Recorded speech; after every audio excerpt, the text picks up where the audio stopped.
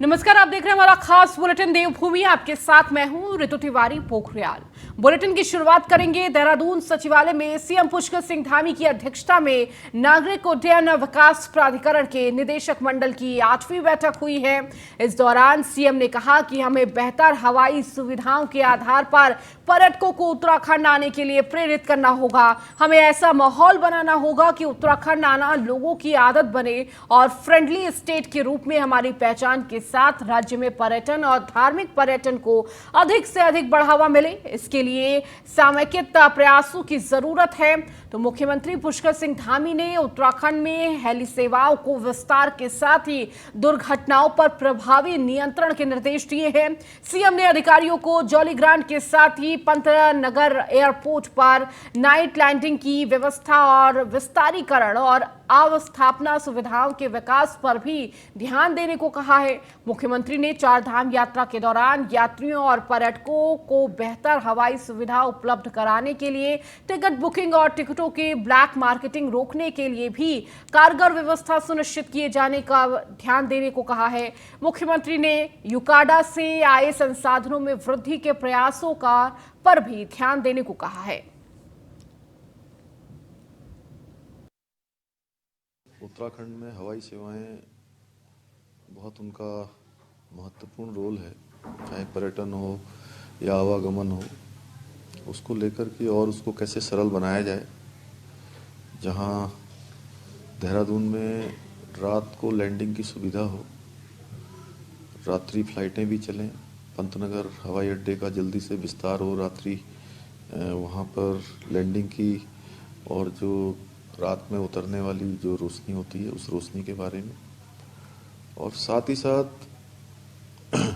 उस एयरपोर्ट का विस्तार और वहाँ पर हवाई सेवाएं, चूँकि देश के अनेकों शहरों से लोग आना चाहते हैं तो उनके लिए केवल देहरादून और दिल्ली से ही फ्लाइट न चले, अन्य शहरों से ही फ्लाइट चले, उस पर विचार किया गया है।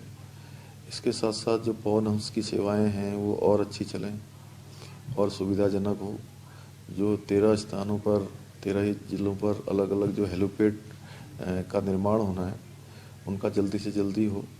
केदारनाथ और बद्रीनाथ को चलने वाली जो हवाई सेवाएं हैं उनकी जहां पर टिकट बुकिंग से लेकर तमाम प्रकार की जो बातें आती हैं उसमें आने वाले यात्रियों को, श्रद्धालुओं को किसी प्रकार की परेशानियों का सामना न करना पड़े।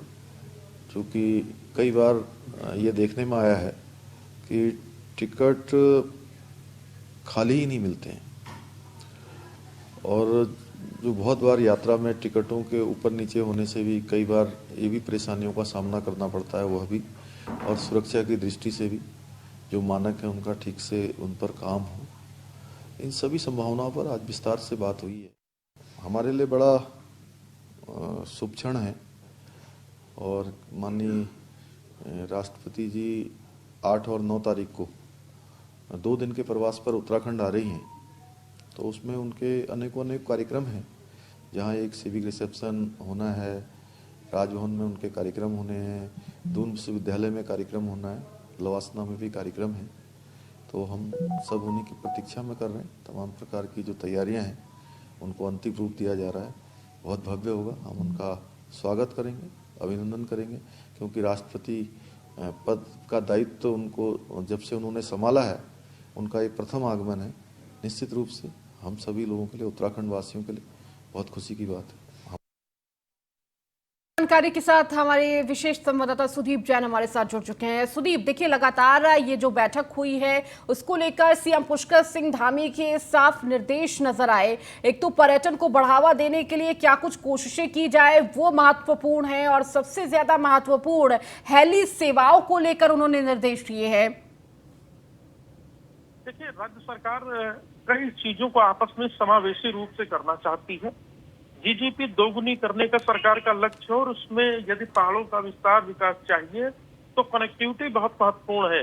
सड़कों का काम तो तेजी से चल ही रहा है, जिसमें 4 धाम चतुर्भुज योजना और मानसखंड प्रोजेक्ट की बात है। सरकार एयर कनेक्टिविटी पर फोकस विशेष तौर पर इसलिए भी कर रही है कि उत्तराखंड में इस वर्ष 44 लाख से अधिक श्रद्धालुओं ने 4 धाम यात्रा की है। और इसमें सबसे ज्यादा हेली टिकट को लेकर मारामारी की स्थिति दिखी। कई जगह ये भी शिकायत आई कि और पैसे लिए जा रहे हैं, अधिक पैसे लिए जा रहे हैं, और कई लोगों के टिकट होने के बावजूद उन्हें जाने नहीं दिया जा रहा है। जी। तो मुख्यमंत्री ने कल जो इस महत्वपूर्ण बैठक में निर्देश दिए हैं कि ये सब ट्रांसपेरेंट सिस्टम हो। जिस प्रकार से बड़ी कंपनियां टिकटिंग करती हैं, किस फ्लाइट का क्या समय है, कौन व्यक्ति जाएगा, कितना वेट होगा, कितना सामान जाएगा, इस प्रकार का मैकेनिज्म डेवलप हो। और पंतनगर जो कुमाऊं का महत्वपूर्ण एयर स्ट्रिप है और जॉली ग्रांट देहरादून, यहाँ पर नाइट लैंडिंग की व्यवस्था हो ताकि बड़े डेलीगेशन या कॉमर्शियल फ्लाइट्स अगर आ सके तो नाइट लैंडिंग में भी कोई दिक्कत ना हो। जब बाहर से टूरिस्ट हो या डेलीगेशन हो या बड़े बिजनेसमैन हो या कोई अन्य आना चाहता हो तो उसके लिए आसमान से यानी कि एयर कनेक्टिविटी में दिक्कत न हो, ये सुनिश्चित किया जाए। और राज्य सरकार चाहती है कि जो अगले वर्ष यानी जो 2023 में मई से यात्रा शुरू होनी है, उसमें यूं तो अभी करीब 5 माह का समय बाकी है, पर अभी से इसकी तैयारियां शुरू हो, अभी से सारी व्यवस्थाएं दुरुस्त हो, ये चाहते हैं उत्तराखंड के मुख्यमंत्री पुष्कर सिंह धामी, और यही इन्होंने अफसरों को निर्देश भी दिए हैं। बिल्कुल सुदीप, और देखिए कहीं ना कहीं जिस तरह से हेली सेवाओं को लेकर सुदीप हमने कई घटनाएं भी देख ली कि किस तरह से दुर्घटनाएं भी सामने आई हैं इस दौरान, लेकिन अब उसको देखते हुए लोगों के मन में कहीं ना कहीं डर भी होगा। जी देखिए, ये हेली सर्विसेज यानी हेली का क्रैश होना यूं तो दुर्भाग्यपूर्ण है। कई दफा वेदर साथ नहीं देता, कई दफा कुछ तकनीकी चीजें बाधा बनती हैं, पर हेली सर्विसेज रोकी नहीं जाती और हर व्यक्ति को इसकी जरूरत है क्योंकि उसे जल्दी दर्शन करके लौटने। इसीलिए इस बार केदारनाथ के पास एक प्रॉपर हेलीपोर्ट बनाया जा रहा है, जहां और बेहतर सुविधाएं विकसित होंगी, जहां सिग्नल लगेंगे, जहां छोटा एक mini ATC air traffic control की भी स्थापना होगी, जो सरकार का प्लान है। इसके साथ ही सरकार सेंसर्स भी लगाने जा रही है ताकि और बेहतर और सुरक्षित यात्रा हो सके और लोगों को कम तकलीफों का सामना करना पड़े। ठीक है सुदीप, आप लगातार हमारे साथ जुड़े रहिए और भी खबरों पर आपसे अपडेट लेंगे। वहीं राष्ट्रपति द्रौपदी मुर्मू गुरुवार से 2 दिवसीय दौरे पर उत्तराखंड आ रही हैं। मुख्यमंत्री पुष्कर सिंह धामी ने राष्ट्रपति के प्रस्तावित कार्यक्रम के बारे में जानकारी देते हुए कहा कि उत्तराखंड उनके स्वागत के लिए पूरी तरह तैयार है। राष्ट्रपति द्रौपदी मुर्मू सीएम आवास में आयोजित कार्यक्रम में शिरकत करेंगी। इसके साथ ही वह मसूरी स्थित लाल बहादुर शास्त्री प्रशासनिक अकादमी में आयोजित कार्यक्रमों में हिस्सा लेंगी।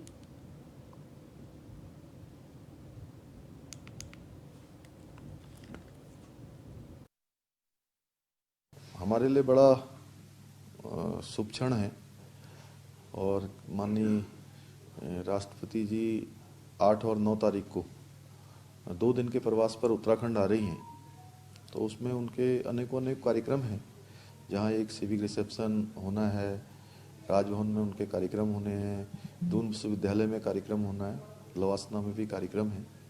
तो हम सब उन्हीं की प्रतीक्षा में कर रहे हैं। तमाम प्रकार की जो तैयारियां हैं उनको अंतिम रूप दिया जा रहा है। बहुत भव्य होगा, हम उनका स्वागत करेंगे, अभिनंदन करेंगे, क्योंकि राष्ट्रपति पद का दायित्व तो उनको जब से उन्होंने संभाला है, उनका ये प्रथम आगमन है। निश्चित रूप से हम सभी लोगों के लिए, उत्तराखंड वासियों के लिए बहुत खुशी की बात।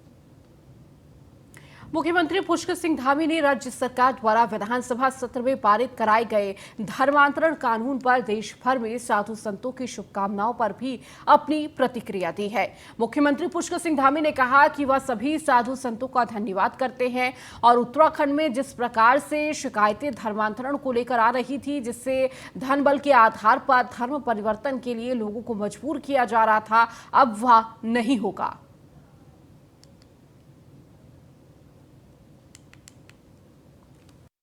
सबसे पहले तो सभी साधु संतों को प्रणाम करता हूँ, नमन करता हूँ कि उन्होंने अपना आशीर्वाद दिया, हम लोगों का प्रोत्साहन किया, हमारा मनोबल बढ़ाया।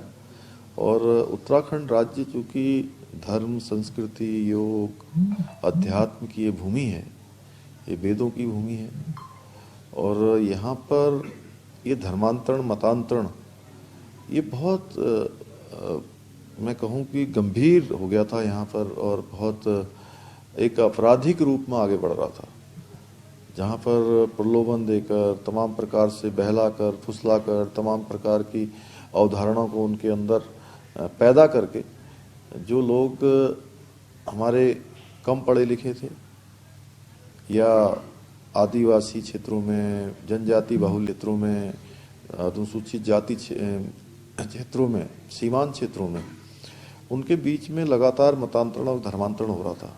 ये बहुत बड़ा अपराध है।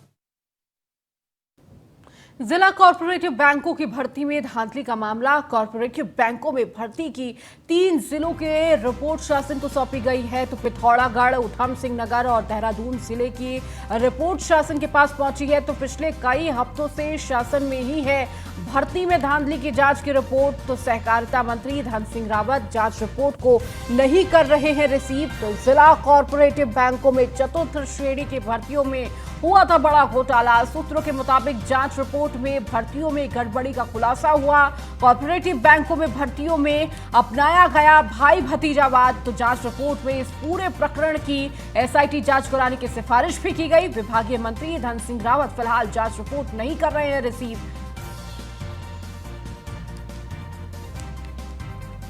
देखिए, कॉर्पोरेटिव बैंकों में भर्ती को लेकर ये बड़ा खुलासा हुआ था और अधिक जानकारी के साथ लगातार सुदीप बने हुए। सुदीप, सबसे पहले ये पूरा मामला आपसे समझना चाहेंगे। और देखिए, लगातार ये आरोप भी लग रहे हैं कि जो धन सिंह रावत हैं वो इस पूरी रिपोर्ट को रिसीव नहीं कर रहे हैं। इस धांधली का जो ये पूरा मामला है उसको लेकर कोई एक्शन नहीं लिया जा रहा।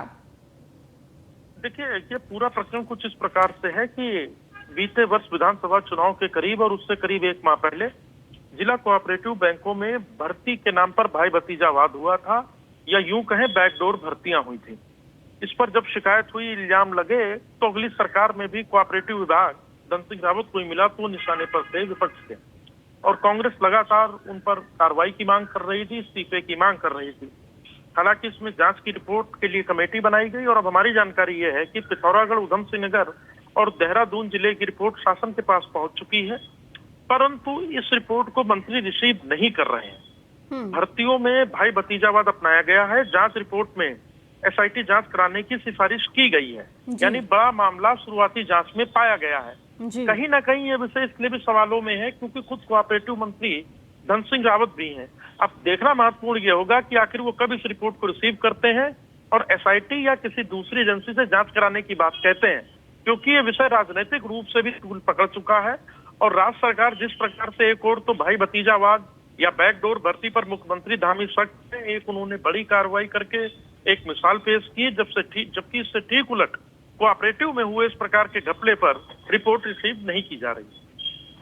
बिल्कुल सुदीप, इसके साथ ही साथ क्या इस पूरे मामले को लेकर सरकार के किसी मंत्री के द्वारा इसकी जानकारी दी गई या इस पर एक्शन लेने की बात कही गई? देखिए, मैं कोऑपरेटिव विभाग के बड़े अफसरों से बातचीत करने की कोशिश कर रहा हूँ ताकि सही पक्ष सामने आ सके कि आखिर इतना विलंब क्यों।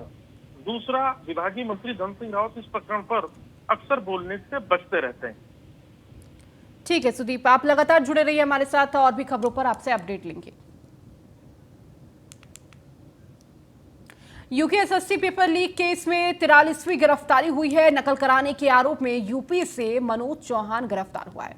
सहारनपुर में पशुधन प्रसार अधिकारी है मनोज चौहान। पेपर लीक कराने में पकड़े गए केंद्रपाल का सहयोगी है मनोज। तो UK SSC paper leak case में एसटीएफ ने 43वीं गिरफ्तारी की है। तो यूपी के सहारनपुर में तैनात पशुधन प्रसार अधिकारी मनोज कुमार चौहान को एसटीएफ ने गिरफ्तार किया है।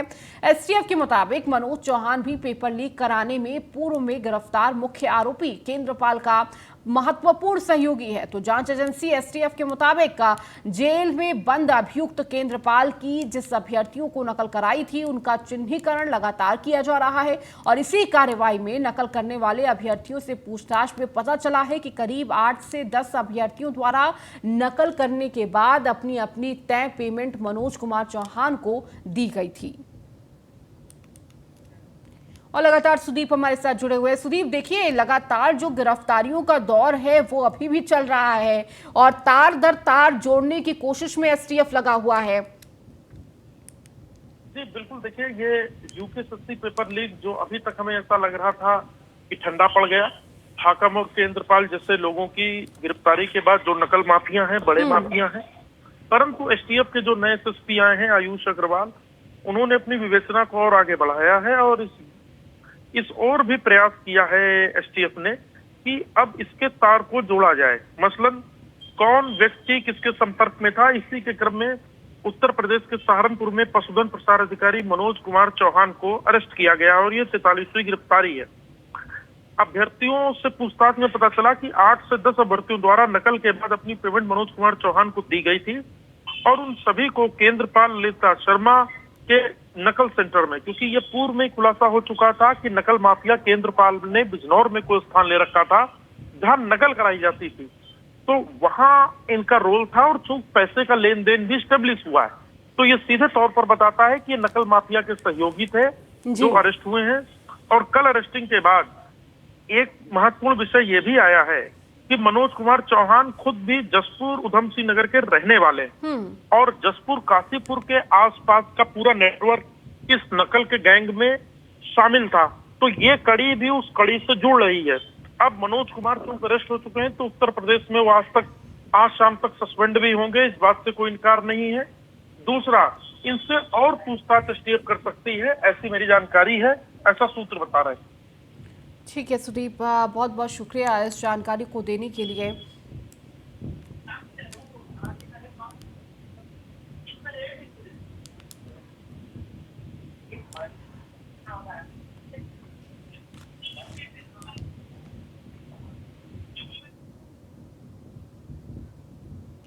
उत्तराखंड में मुख्यमंत्री पुष्कर सिंह धामी की पहल पर चारधाम यात्रा के साथ ही अब कुमाऊं मंडल के मानसखंड कॉरिडोर को विकसित करने के लिए प्रधानमंत्री नरेंद्र मोदी को उत्तराखंड आमंत्रित कर रही है। सीमांत इलाकों को विकसित करने के लिए चीन सीमा से सटे गांवों के विकास के लिए अब एक और बड़ी पहल हो रही है। मायावती आश्रम, नारायण आश्रम आकर भविष्य में होने वाली कैलाश मानसरोवर यात्रा, जो कि आने वाले समय में सड़क मार्ग से होगी, और इस मार्ग पर आने वाले इस प्रमुख आश्रमों में प्रधानमंत्री नरेंद्र मोदी का दौरा चाहती है, ताकि चारधाम यात्रा में आने वाले यात्री कैलाश मानसरोवर यात्रा भी इसी मार्ग से करें।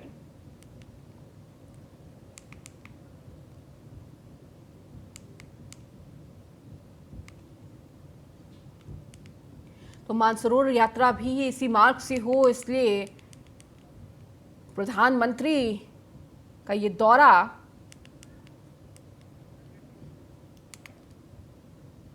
उत्तराखंड में मुख्यमंत्री पुष्कर सिंह धामी की पहल पर चारधाम यात्रा के साथ ही अब कुमाऊं मंडल के मानसखंड कॉरिडोर को विकसित करने के लिए प्रधानमंत्री नरेंद्र मोदी को उत्तराखंड आमंत्रित कर रही है। सीमांत इलाकों को विकसित करने के लिए चीन सीमा से सटे गांवों के विकास के लिए अब एक और बड़ी पहल हो रही है। मायावती आश्रम और नारायण आश्रम आकर भविष्य में होने वाली कैलाश मानसरोवर यात्रा, जो कि आने वाले समय में सड़क मार्ग से होगी, इस मार्ग पर आने वाले इन प्रमुख आश्रमों में प्रधानमंत्री नरेंद्र मोदी का दौरा चाहती है।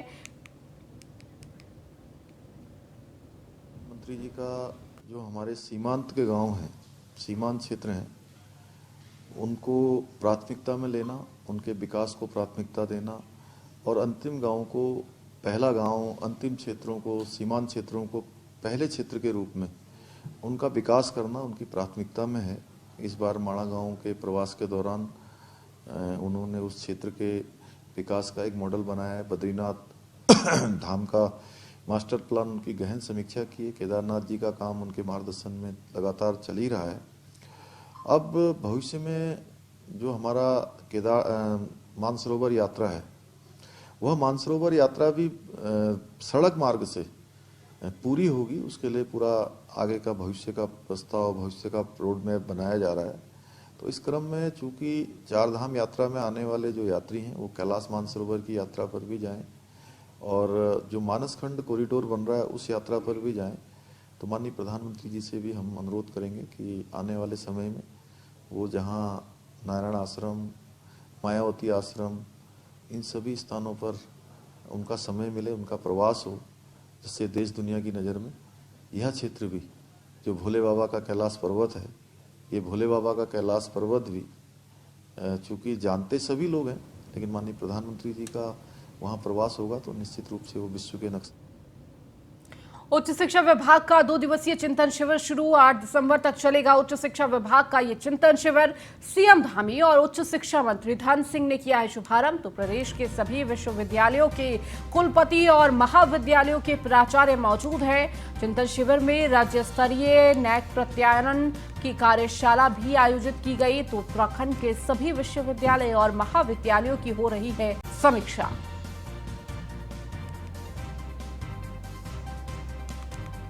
तो एक बार फिर से चिंतन शिविर में राज्य स्तरीय नैक प्रत्यायन की उत्तराखंड के सभी विश्वविद्यालय और महाविद्यालयों की हो रही है समीक्षा और इस दौरान तमाम कुलपति और प्राचार्य मौजूद हैं। तो उच्च शिक्षा विभाग का 2 दिवसीय ये चिंतन शिविर है।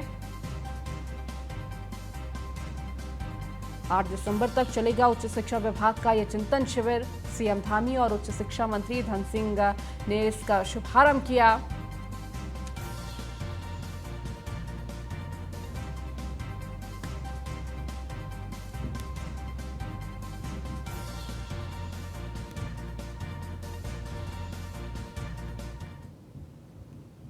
रुद्रपुर में उत्तराखंड के शिक्षा मंत्री धन सिंह रावत ने रुद्रपुर में राज्य स्तरीय क्रीड़ा प्रतियोगिता का शुभारंभ किया और इस मौके पर केंद्रीय रक्षा राज्य मंत्री अजय भट्ट भी मौजूद रहे। इस मौके पर शिक्षा मंत्री धन सिंह रावत ने बड़ी घोषणा की, जिसके तहत राज्य सरकार हाई स्कूल और इंटरमीडिएट के टॉपर्स को प्रमाण पत्र के साथ 25,000 रुपए की प्रोत्साहन राशि भी देगी। शिक्षा मंत्री धन सिंह रावत ने कहा कि अब 10वीं और 12वीं में टॉप करने वालों को सरकार 25,000 की धनराशि और प्रमाण पत्र देगी। इसके साथ ही सभी ब्लॉकों में 2 पीएम श्री वर्ल्ड क्लास विद्यालय बनाने की प्रक्रिया शुरू हो चुकी है और इसके अलावा सरकारी स्कूलों में पढ़ने वाले 12 लाख छात्र छात्राओं को सरकार की ओर से बैग, किताब और क्रीड़ा का सामान दिया जाएगा। इसके साथ ही प्रत्येक स्कूल पुस्तकालय, शौचालय और शिक्षकों की पूरी व्यवस्था की जाएगी। उन्होंने कहा कि विद्यालयों का भी सुधार किया जाएगा। प्रदेश के लगभग 23,000 प्राइमरी टीचर्स को भी टैबलेट दिया जाएगा, जिसका प्रयोग टीचर्स बच्चों को गुणवत्ता युक्त शिक्षा देने के लिए करेंगे। हमें ऊंचाइयों को छूने का संदेश देता है और हमें अनुशासन के साथ स्तरीय क्रीड़ा प्रतियोगिता जो है यहाँ पे आयोजित की गई है। 13 के 13 जिलों के बच्चों ने भाग लिया है और मैं कह सकता हूँ कि अब हर साल जो है खेल महाकुंभ के नाम से हम इस प्रतियोगिता को कराएंगे। जितने भी हमारे बच्चे पढ़ रहे हैं, लगभग 12 लाख बच्चे सरकारी स्कूलों में पढ़े। उन बच्चों को सरकार की तरफ से बैग दिए जाएंगे, किताबें फ्री दी जाएंगी, क्रीड़ा का सामान दिया जाएगा। स्तरीय क्रीड़ा नैनीताल में छात्र संघ चुनाव समेत विभिन्न मांगों को लेकर कुमाऊं विश्वविद्यालय के प्रशासनिक भवन के मुख्य गेट पर छात्र नेताओं ने भूख हड़ताल शुरू कर दी है। छात्र नेताओं का कहना है कि जब तक विश्वविद्यालय प्रशासन चुनाव नहीं कराता है, तब तक उसकी भूख हड़ताल जारी रहेगी। छात्रों का आरोप है कि कोरोना काल में से अभी तक छात्र संघ चुनाव नहीं कराए गए, जिससे छात्रों में गुस्सा है।